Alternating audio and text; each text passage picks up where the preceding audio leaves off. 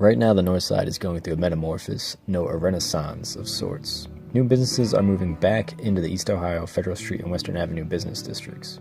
It seems people are talking positive about the North Side again. Yet the catalyst for the decline of the North Side, one of the reasons the fabled "don't cross that bridge" mantra came about, was due to the failure of Allegheny Center. The City of Pittsburgh, URA, and City Planning Commission identified the Central North Side hub as an ideal location for additional residential and commercial properties. In 1961, construction on the $85 million Allegheny Center went underway. The mall wouldn't open until 1965, but the project would ultimately damage the North Side for decades to come. My father, Bernie Klein, opened Bernie's Photo Center in 1958 on East Ohio Street. In 1958, he stayed open 6 days a week, Monday through Saturday. Friday and Saturday nights, the store was open until 9 o'clock at night because he still had a lot of foot traffic coming in Friday and Saturday nights. If you would walk down East Ohio Street on a Saturday, it was packed with people. And as the mall changed, as things started changing on the north side, the density changed. It affected all the businesses on the north side to the negative.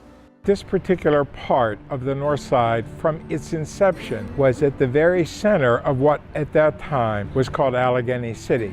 This was the hub of commerce. The market house was here. There were a lot of businesses that were lining the streets. Businesses that were along Federal Street and East Ohio Street. They were still in existence. It wasn't that they were closing up, but they had passed their peak. It was in that context that plans developed for the development of what we now call the large Allegheny Center complex. One of our greatest memories of the North Side. Allegheny Center Mall was opened in 1965. Prior to that, you had the Market House, Sears, and all those other places on outer locations. But the mall was the first inner city mall in the United States, to tell you the truth. It had 101 stores when it opened. The mall lasted at least until about 1990. 40-plus stores would vanish one by one.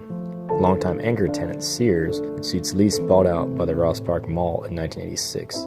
Both retail stores and Northside residents moving north to the suburbs. Vacant buildings, trapped in the architecture of yesteryear, were left behind. The closing of the mall as a commercial center was the end result of the fact that the Allegheny Center concept just failed to succeed. By 1965 until 1975, the mall was probably at its high point. Even in its heyday, the second floor of the commercial area of the Allegheny Center Mall never was filled with shops. The unfavorable traffic circle, the vehicular moat, only made the damage worse. This is East Ohio Street.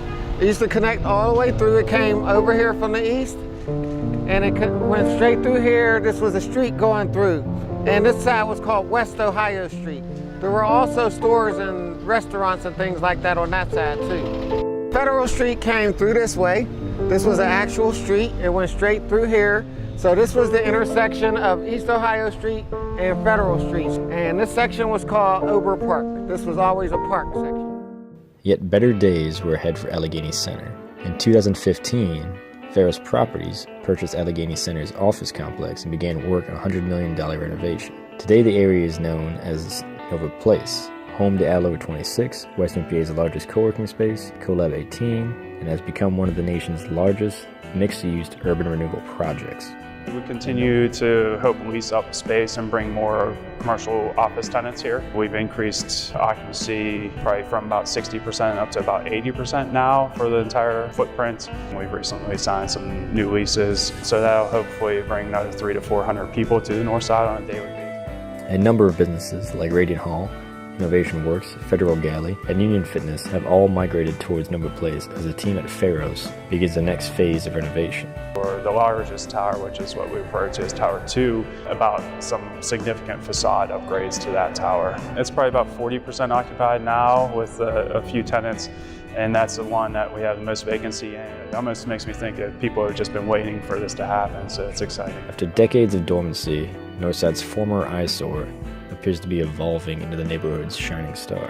As Nova Place is concerned, I love what they're doing. Having people come in and work together and collaborate, it's a great idea and it's a great use of the space to have all these different events, and I love it. And they've come to the north side for the first time, and they're discovering it for the first time or rediscovering it, and they're saying, this is not such a bad place. It's had some negative attention over the years, and once people come and see it and see all the changes and the new construction and the new residential houses, they say, oh, it's a pretty nice place. So you just have to get people to come here once, and then it will change perception. Yay!